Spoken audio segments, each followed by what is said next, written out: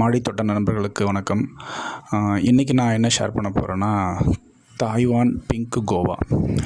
இந்த கொய்யா செடி வந்து நான் வாங்கி கிட்டத்தட்ட வந்து ஒரு 2 இயர்ஸுக்கு மேலே ஆகுது.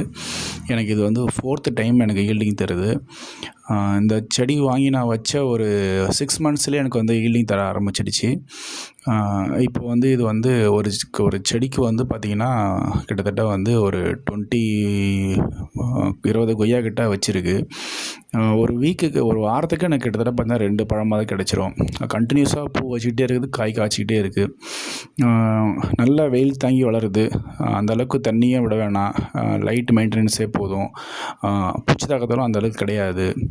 நீங்கள் வந்து மாடியில் தாராளமாக வச்சு வளர்க்கலாம். ஒரு சின்ன செடியிலே எவ்வளோ காய் இருக்குது நீங்களே பாருங்கள்.